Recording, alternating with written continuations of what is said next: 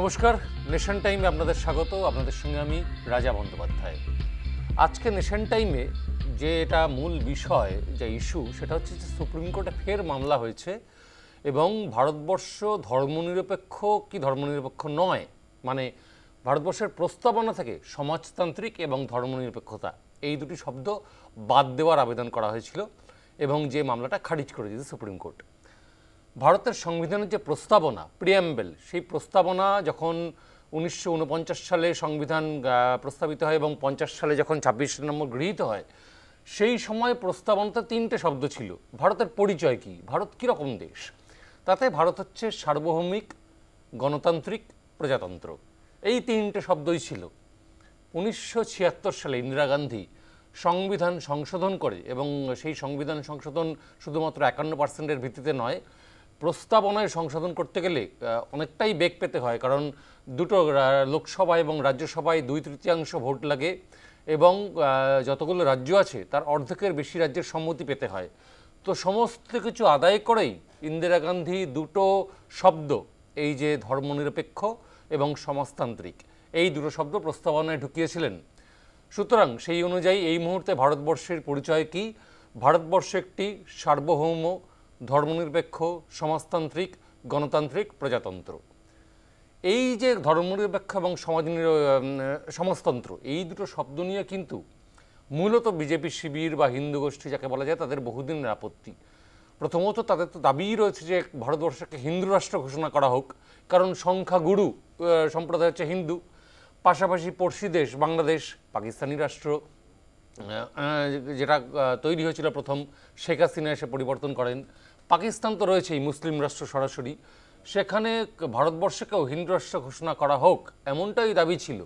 সেই দাবি মানা হয়নি। ভারত তার নিজস্ব ঐতিহ্য চরিত্র নিয়েই তার ধর্মনিরপেক্ষতাকে সামনে রেখেছে। কিন্তু মুশকিল হলো যে তাদের আপত্তি হয়েছে, ঠিক আছে হিন্দু রাষ্ট্র না হয় নাই হলো, তা বলে ধর্মনিরপেক্ষ থাকবে কেন? কিছুই না থাক, সুতরাং সংবিধানের প্রস্তাবনা থেকে এটা বাদ দেওয়া হোক। সেই হিসেবেই মামলা আবার নতুন করে সুপ্রিম কোর্টে, এবং সুপ্রিম কোর্টে আজকে 2 বিচারপতির যে বেঞ্চ, তারা পরিষ্কার জানিয়ে দিয়েছে যে গত 50 বছর ধরে এই দুটো শব্দ নানা পরীক্ষা নিরীক্ষার মধ্যে দিয়ে এসেছে, সুতরাং এই বিষয়কে তারা গুরুত্ব দিতে রাজি নয়, মামলা খারিজ। আমরা প্রথমেই আগে শুনে নেব অশ্বিনী উপাধ্যায়, অন্যতম একজন মামলাকারী, তার বক্তব্য এই নিয়ে, সুপ্রিম কোর্টে এই মামলা এবং মামলা খারিজ করা নিয়ে। आज माननीय सुप्रीम कोर्ट ने फर्दर हियरिंग करने की बजाय हमारी पिटीशन को डिस्पोज ऑफ कर दिया है। हमने ये कहा था कि मार्च 76 में लोकसभा का टेन्योर पूरा हो गया था और नवंबर 76 में सोशलिस्ट और सेकुलर जोड़ा गया था। इमरजेंसी लगी हुई थी, सारे लीडर ऑफ अपोजिशन जेल में थे, मीडिया का बिजली पानी का कनेक्शन कटा हुआ था, लोकसभा का टेन्योर खत्म हुआ था। इसलिए ये जो जोड़ा गया है ये अपने आप में बहुत बड़ा कॉन्स्टिट्यूशनल फ्रॉड है, ये फ्रॉड ठीक होना चाहिए। लेकिन माननीय सुप्रीम कोर्ट ने कहा, ये कहना है कि इस पे 50 साल लगभग बीत चुके हैं और फिर अब इस पे सुनवाई की जरूरत नहीं है। हमारा ये कहना है कि अगर इस तरीके से लागू किया गया, कल को फिर कोई भी सरकार इमरजेंसी लगाएगी, लोकसभा का कार्यकाल बढ़ा देगी और प्रियम्बल में कुछ भी जोड़ देगी, हो सकता है कैपिटलिज्म जोड़ दे, हो सकता है कम्युनिज्म भी जोड़ दे, और अगर जोड़ने का अधिकार मिल गया तो घटाने का भी अधिकार मिल जाएगा। अगर सोशलिस्ट सेकुलर जोड़ा जा सकता है तो कल को डेमोक्रेसी भी कोई हटा देगा, कल की इक्वल अपॉर्चुनिटी हटा देगा, सोशल जस्टिस हटा देगा। और जो सबसे बड़ा फ्रॉड ये हुआ है कि ये बदलाव हुआ है प्रियम्बल में 76 में और डेट उसमें पड़ी हुई है 1949 की। और दूसरा जो बड़ा फ्रॉड हुआ है, बदला गया है पार्लियामेंट के द्वारा, लेकिन उसमें आज भी लिखा हुआ है ये कंस्टिट्यूएंट असेंबली के द्वारा बनाया गया। तो कंस्टिट्यूएंट असेंबली तो 26 जनवरी 1950 को ही खत्म हो चुकी थी, जैसे हमारा रिपब्लिक डे शुरू हुआ, संविधान लागू हो गया। तो ये इसलिए मैं इसके खिलाफ एक अपनी रिव्यू पिटीशन फाइल करूंगा और माननीय सुप्रीम कोर्ट से रिक्वेस्ट करूंगा कि इस पे डिटेल हियरिंग करें। जो हमने 15 इस पे क्वेश्चन ऑफ लॉ फ्रेम किए हैं उस पे सुनवाई करें। आज तक हम सोशलिज्म और सेकुलरिज्म के खिलाफ नहीं है। भारत के लोग इनहेरेंटली स्वभाव से ही सोशलिस्ट होते हैं, स्वभाव से सेकुलर होते हैं, लेकिन जो प्रोसेस यूज किया गया, जिस तरीके से धोखा हुआ है, फ्रॉड हुआ है। আমরা আলোচনায় আসবো, কথা বলবো। আমাদের সঙ্গে রয়েছেন দীর্ঘদিনের বিশিষ্ট সাংবাদিক, দিল্লির গৌতম হোড়, DW বাংলার সাংবাদিক এই মুহূর্তে। গৌতম দা, আপনি শুনতে পাচ্ছেন? পাচ্ছি। হ্যাঁ, গৌতম দা, আপনার কাছে যেটা প্রথমেই প্রশ্ন, যে সংবিধানের প্রস্তাবনায় ধর্মনিরপেক্ষতা সমাজতান্ত্রিক থাকলো কি থাকলো না, তাতে কি আসে যায় সাধারণ মানুষের? এটা কি কেন এত গুরুত্বপূর্ণ ব্যাপার যার জন্য সুপ্রিম কোর্ট পর্যন্ত দৌড়তে হচ্ছে? আপনি কি বলেন?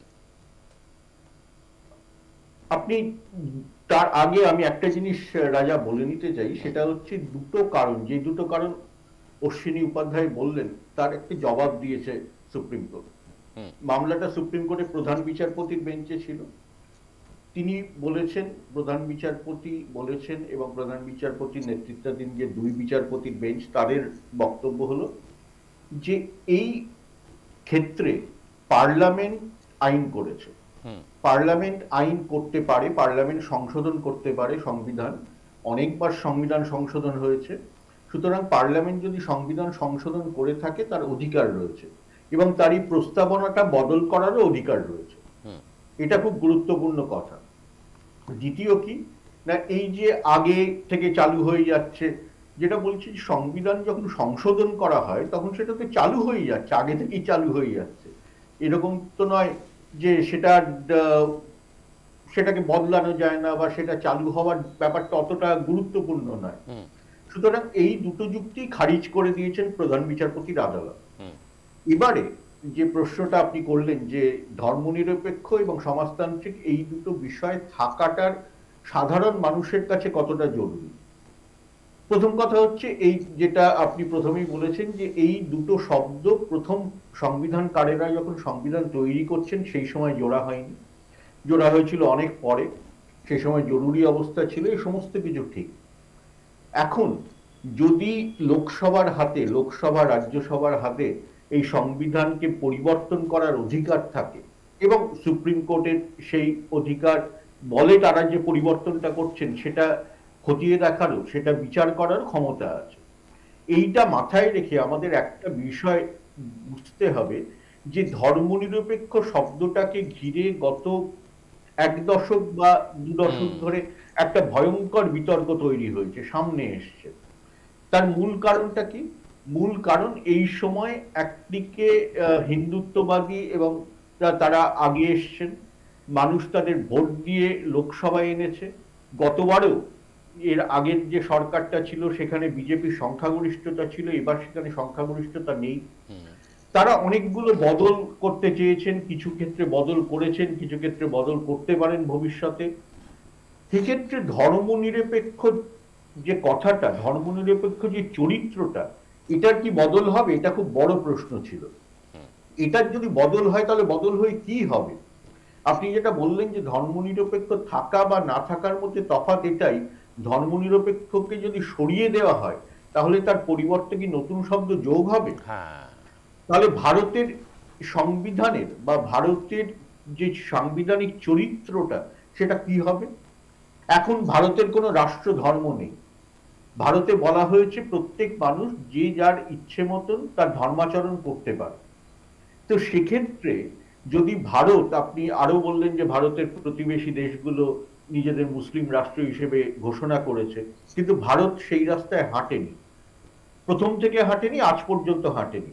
তো এখানে হিন্দু রাষ্ট্র করার যে দাবিটা উঠছে, তো হিন্দু রাষ্ট্র যদি যোগ করা হয় তখন ভারতের চরিত্রটা বদলে যাবে। এইখানেই একটা খুব গুরুত্বপূর্ণ পরিবর্তন ঢুকে যেতে পারে। আর যদি হিন্দু রাষ্ট্র না করা হয়, এখন যে ব্যবস্থাটা রয়েছে যে রাষ্ট্র ধর্ম বলে কিছু নেই, প্রত্যেকে তার নিজের ইচ্ছে মতন ধর্ম পালনের অধিকার আছে, সমস্ত ধর্মই সমানভাবে থাকবে, সেখানে চরিত্রটা অন্যরকম থাকে।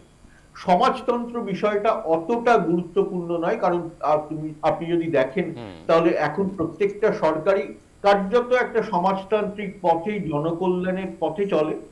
তারা মানুষকে বিভিন্ন সুযোগ সুবিধা দেওয়ার চেষ্টা করে, সামাজিক দিক থেকে সবাইকে সমান, আইনের চোখে সবাই সমান, এবং তাদের সেইভাবে সেই সমানতাটাকে সেটা দেখার জন্য সুপ্রিম কোর্ট রয়েছে যদি কোথাও কোনো আইন ভঙ্গ হয় বা নিয়ম ভঙ্গ হয়। সুতরাং সমাজতান্ত্রিক পথটা মোটামুটি সব সরকারই, যে সে দক্ষিণপন্থী সরকার হোক, বামপন্থী সরকার হোক, মধ্যপন্থী সরকার হোক, তারা সবাই একই পথে, সমাজতান্ত্রিক পথেই চলেছে। তবে সোশ্যালিজম বললেই বোধহয় ওই রাশিয়ার কমিউনিজম এরকম টাইপের একটা গন্ধ ধরা দেয় বলে বোধহয় এই শব্দটাতে আপত্তি রয়েছে, যেটা আমার মনে এখন হয়। তো কমিউনিজম খুব কম দেশে রয়েছে, এবং যে কমিউনিজম রয়েছে সে কমিউনিজম পুরনো যুগের কমিউনিজম আর নেই, তার মধ্যে অনেক পরিবর্তন এসেছে। তো ভারতবর্ষে তো কোথাও এই যে কমিউনিজম কথাটা সংবিধানের দিক থেকে আমরা দিয়ে দিই, কোথাও নেই। সমাজতন্ত্র, সমাজতন্ত্র, সেই লোহিয়ারাও সমাজতন্ত্রের কথা বলেছেন, কংগ্রেসও সমাজতন্ত্রের কথা বলেছে, গান্ধীজিও সমাজতন্ত্রের কথা বলেছেন, নেতাজিও সমাজতন্ত্রের কথা বলেছেন। সুতরাং এই সমাজতন্ত্র নিয়ে খুব বেশি আপত্তি হওয়ার জায়গা আছে বলে আমার অন্তত মনে হয় না। যে আপত্তিটা ধর্মনিরপেক্ষতা, এইটাকে নিয়ে সাম্প্রতিককালে প্রচুর আপত্তি, বিতর্ক, পাল্টা যুক্তি এইটা হয়েছে। এখন সুপ্রিম কোর্টে যে কারণে আমি একটা কথা আপনাকে বলছিলাম যে সুপ্রিম কোর্টের যে রায়টা তার আরেকটা গুরুত্ব আছে। সেই গুরুত্বটা কি? সুপ্রিম কোর্ট কি বলে দিল যে ৭৬ সালে যে বদলটা হয়েছে সেটা বৈধ। কেন বৈধ? না, সেটা যে আইনটা মেনে যেভাবেই মানা হোক সেটা মেনে হয়েছে। তাহলে এবং প্রস্তাবনা সরকার বদল করতে পারে, সুপ্রিম সংসদ বদল করতে পারে। সংসদে যদি 2/3 থাকে এবং অন্য রাজ্যগুলো যদি, কয়েকটি রাজ্য যদি অনুমোদন করে তাহলে বদল হতে পারে। তাহলে ভবিষ্যতে যদি কোনো দলের এই গরিষ্ঠতাটা থাকে, এই অবস্থানটা থাকে, তখন কিন্তু স্যার প্রস্তাবনা বদল করার ক্ষমতাও থাকবে। হবে কি হবে না সেটা অন্য প্রশ্ন, আমি সেই প্রশ্নের মধ্যে ঢুকছি না, কারণ এখন থেকে ভবিষ্যতে কি হবে সেটা বলার পর অর্থহীন। কিন্তু প্রস্তাবনা ৭৬ সালে বদল করে যেমন এই কথাগুলো ঢুকেছিল, তেমনি পরবর্তীকালে এই বদল হতে পারে যদি কেউ থাকে। বর্তমান সরকার কি এটা করতে পারে? পারে না। তার কারণ বর্তমান সরকারের হাত নিজেরই, যে বর্তমান সব থেকে বড় দল বিজেপি, তারই ক্ষমতাটা নেই। তার কাছে 2/3 সংখ্যাগরিষ্ঠতা নেই, এমনকি সাধারণ সংখ্যাগরিষ্ঠতাও নেই। তার জন্য সেই শরিকদের ওপরে নির্ভরশীল। এবং এই শরিকরা, যে শরিক যেমন চন্দ্রবাবু নাইডু, নীতিশ কুমার, তারা এই দুটো শব্দ বদল করতে দেবেন বলে আমার মনে হয় না। তো সুতরাং বাকিও, আর কংগ্রেস থেকে শুরু করে বাকি যে বিরোধীরা আছেন তারাও দেবেন না। সুতরাং এই সংসদে, যে সংসদটা এখন চলছে এই লোকসভায়, এই কার্যকালে এই বদলের কোনো সম্ভাবনা সম্ভবত নেই। সেটাই, আমাদের চোখ রাখবো সেই দিকেই। অনেক ধন্যবাদ। গৌতম হোড় আমাদের সঙ্গে ছিলেন, বিশিষ্ট সাংবাদিক, DW বাংলার। আপাতত নেশন টাইমে আমরা নিয়ে নেব একটা ছোট্ট বিরতি। ফিরে এলাম নেশন টাইমে। আজ থেকে শুরু হলো সংসদের শীতকালীন অধিবেশন, এবং খুবই স্বাভাবিকভাবে প্রতি বছর যে আমরা যে ছবিটা দেখতে অভ্যস্ত, একই রকম বিরোধীদের তুমুল হইচই, হই হট্টগোল, এবং তাতে লোকসভা, রাজ্যসভা গোটা দিনের মতো মুলতুবি, একটা কোনো কাজও হয়নি। প্রায় 15টা বিল সরকারের হাতে রয়েছে, যেগুলোকে পেশ করা, আলোচনা করা, পাশ করানো এজেন্ডায় রয়েছে, কিন্তু আজকে কোনো রকম কাজই হলো না। একদিকে মণিপুরের গত 1.5 বছর ধরে চলতে থাকা সমস্যা, আমরা জানি গত সপ্তাহ থেকে আবার নতুন করে উত্তপ্ত হয়েছে মণিপুর। 6 জনের দেহ, 3 শিশু, 3 বৃদ্ধার দেহ ভেসে আসার পর নদীতে খুন হওয়া, সেই নিয়ে গোটা মণিপুর জ্বলছে, গোটা রাজ্য জুড়ে নিরাপত্তা বাহিনী টহল দিচ্ছে সেই ইস্যু। তার সঙ্গে ওয়াকফ বিল, যেটা বিরোধিতায় হচ্ছে বিরোধী শিবির যৌথ সংসদীয় কমিটির বৈঠক এবং সফর বাতিল করেছে, এবং যে বৈঠকে একটা সময় কল্যাণ বন্দ্যোপাধ্যায়, তৃণমূল কংগ্রেসের সাংসদ, তিনি হাত পর্যন্ত কেটে ফেলেছিলেন বোতল ছুঁড়ে মেরে, উত্তেজিত হয়ে এই ওয়াকফ বিল নিয়ে। তো সব মিলিয়ে গোটা অধিবেশনটাই যে এই সরব থাকবে সেটা জানাই ছিল, এবং প্রতিবারই তাই হয়। এটাও হওয়া খুবই স্বাভাবিক, কারণ এর আগের যে অধিবেশন, যেটা সাধারণত 3টে অধিবেশন হয় সংসদে, একটা হয় ফেব্রুয়ারি মাসে বাজেট অধিবেশন, জুলাই আগস্ট মাসে হয় বর্ষাকালীন বাদল অধিবেশন, এবং শীতকালেই নভেম্বর ডিসেম্বরে হয় শীতকালীন অধিবেশন। তো বাদল অধিবেশন যেটা ছিল সেটা এবার হয়ে গেছিল বাজেট অধিবেশন, কারণ 2024-এ এপ্রিল মে জুড়ে লোকসভা নির্বাচন হয়েছে, নতুন সরকার এসেছে। তার আগে ফেব্রুয়ারি মাসে ভোট অন অ্যাকাউন্ট পেশ করা হয়েছিল, নতুন করে নির্মলা সীতারমণ বাজেট পেশ করেছেন, এবং বাজেট অধিবেশনের ক্ষেত্রে যেটা হয়, সেটা ফেব্রুয়ারি হোক বা এইবারে হোক, যে এত কিছু প্রোটোকল থাকে, সেই বাজেটের ব্যয় বরাদ্দ পাশ করতে হয়, ইত্যাদি করতে হয়, তাতে বিরোধীদেরও সেখানে সহযোগিতা করতে হয়। সুতরাং বিরোধীরা বেছে নেন শীতকালীন অধিবেশনকে। আজকে বাজেট অধিবেশন, এই শীতকালীন অধিবেশন শুরুর দিন সংসদ যাতে ঠিকঠাকভাবে চলে, সেই নিয়ে আহ্বান জানিয়েছিলেন প্রধানমন্ত্রী। আমরা শুনে নেব প্রধানমন্ত্রী নরেন্দ্র মোদী আজকে শীতকালীন অধিবেশন শুরুর আগে সকাল 10:30টায় সংসদ ভবনের সামনে তিনি কি প্রতিক্রিয়া দিয়েছিলেন। पार्लियामेंट में स्वस्थ चर्चा हो, ज्यादा से ज्यादा लोग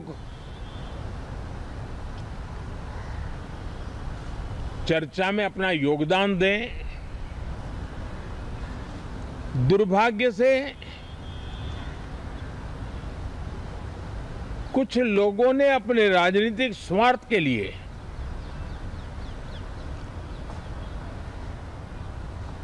जिनको जनता ने अस्वीकार किया है, वे संसद को भी मुट्ठी भर लोगों के हुड़दंगबाजी से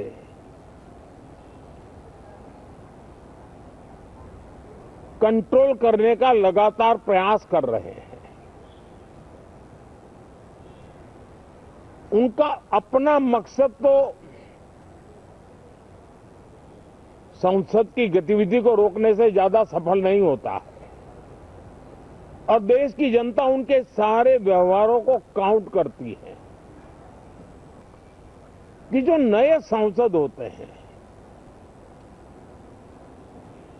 नए विचार, नई ऊर्जा लेकर के आते हैं, और ये किसी एक दल में नहीं, सभी दल में आते हैं। उनके अधिकारों को कुछ लोग दबोच देते हैं। सदन में बोलने का उनको अवसर तक नहीं मिलता है। जनता ने जिनको लगातार नकार दिया है, वे न संसद में चर्चा होने देते हैं, न लोकतंत्र की भावना का सम्मान करते हैं, न ही वह लोगों की आकांक्षाओं का कोई महत्व समझते हैं, उनका उसके प्रति कोई दायित्व है वो कोई समझ पाते हैं,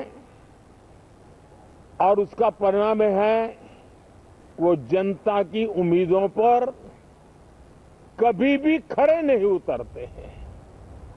मैं बार बार खास करके विपक्ष के साथियों से आग्रह करता रहा हूं, और कुछ विपक्ष बहुत जिम्मेदारी से व्यवहार करते भी हैं।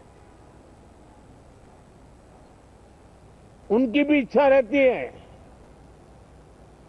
कि सदन में सुचारू रूप से काम हो। এই যে প্রধানমন্ত্রীর যে কথা বক্তব্য আপনারা শুনলেন, উনি সংসদের গরিমার কথা তুলছেন এবং বিরোধীদের উপর আক্রমণ করছেন যে বিরোধীরা সংসদের গণতান্ত্রিক মর্যাদা রাখতে চায় না। পাশাপাশি নতুন সাংসদদের প্রতি এত সহানুভূতি যে নতুন সাংসদরা তারা বলতে পারছে না হই হট্টগোলের জন্য। প্রধানমন্ত্রী বোধহয় ভুলে যাচ্ছেন যে যখন বিজেপি বিরোধী শিবিরে ছিল 2012 সালের এই যে শীতকালীন অধিবেশন, প্রথম দিন থেকে শেষ দিন পর্যন্ত গোটা অধিবেশন বিজেপি বানচাল করে দিয়েছিল কয়লা কেলেঙ্কারিতে যৌথ সংসদীয় কমিটি গঠনের দাবিতে। গোটা অধিবেশনটাই বানচাল করে দিয়েছিল। সেটা বোধহয় আজকে আর বিজেপির মনে পড়ে না। আমরা শুনে নেব এই মুহূর্তে কংগ্রেসের সাংসদ শশী থারুর এবং তৃণমূলের সাংসদ দোলা সেন বিরোধী হিসেবে তারা আজকের এই পার্লামেন্ট গোটা দিনের জন্য মুলতবি হয়ে যাওয়ার পর তারা কি বলছেন। यही बात है जी, ये सारे ऑपोजिशन पार्टीज तय किए थे कि आज इस विषय पे तो चर्चा होनी ही चाहिए, और सरकार करने के लिए तैयार नहीं थी, इसलिए अभी अध्ययन हो गया है। मेरे ख्याल में अभी बिजनेस एडवाइजरी कमेटी में बात चलनी चाहिए इसके बारे में। मैं तो उसका अंग नहीं हूं, तो देखते हैं क्या होता है। लेकिन बात यह है कि पार्लियामेंट चलाने के लिए सबको इकट्ठे ले जाना चाहिए, नहीं तो पार्लियामेंट चलना बड़ी जरूरी है हम सबको देश के हित में, लेकिन सारे महत्वपूर्ण मुद्दे पर चर्चा होनी ही चाहिए। प्रधानमंत्री जी ने आग्रह किया कि सदन की कार्रवाई सुचारू रूप से चले। नहीं, मैं भी चाहता हूँ यार, आपको पता है कि मैं तो सांसद के रूप में मैं चाहता हूँ कि आए यहाँ बात किए, चर्चा किए। हम तो बात करने के लिए आते हैं, लेकिन इसके लिए तो दोनों साइड की जरा सहमति भी चाहिए, बस यही बात है। प्राइम मिनिस्टर राहुल गांधी को पर बोलने दिया जाए, इसको लेकर के हाँ, तो हम मांग रहे हैं। मेरे ख्याल में सिर्फ हम नहीं, दूसरे ऑपोजिशन पार्टीज भी, दूसरे विपक्ष पार्टीज भी कह रहे हैं कि इसमें कम से कम विपक्ष की कुछ लोगों को भी बोलने दीजिए, जैसे लीडर ऑफ द ऑपोजिशन जो हो, लोकसभा के, राज्यसभा के, कॉन्स्टिट्यूशन सबके हैं। सिर्फ राष्ट्रपति के भाषण सुन के चले जाना मेरे ख्याल में काफी अजीब सा लग रहा है। क्या फिर भी आप लोग शामिल होंगे सर? अब तक तो मुझे दूसरी कोई बात तो नहीं सुना। मेरे ख्याल में ये तो संविधान तो सबके हैं, तो नेचुरली हम इसमें तो शामिल होने चाहेंगे, लेकिन मुझे पता नहीं है, पार्टी तो तय नहीं किया अब तक। देखिए, 2 शब्द हम बताएंगे। पहला ये कि आज राज्यसभा में बैठ के मेरे को लगा कि बीजेपी ट्रेजरी बेंच हाउस चलाना नहीं चाहता था, क्योंकि राज्यसभा में कुछ खास है ही नहीं, कुछ हुआ ही नहीं, कोई हल्ला भी नहीं मचाया किसी की तरफ से, ना ट्रेजरी बेंच से ना अपोजिशन से। लेकिन वे वजह 2 बार एडजन हो गया, सेकंड बार तो फुल डे के लिए हो गया। तो ट्रेजरी बेंच का ही पॉलिसी था, तो मोदी जी का पार्टी का पॉलिसी था, वो बेवजह हमारे ऊपर डाल रहे हैं। और दूसरा बात ये बोलेंगे, एक बात कहावत है कि सब लोग ना अपने आंख से दुनिया को देखते हैं, तो जो ये बात कर रहे हैं उसका आंख से ही वो दुनिया के देख रहे हैं, क्योंकि हम 10, 11, 12, 13 ये सब भूल ही नहीं क्या हो रहा था सदन में। ट्रेजरी बेंच जब ऑपोजिशन में था, कैसे क्या हो रहा था, उस पार्टी का तो नेता बोल रहे हैं ना, हम भूले नहीं। আজকের মতো নেশন টাইম এই পর্যন্তই। আপনারা দেখতে থাকুন news time, any time, all the time.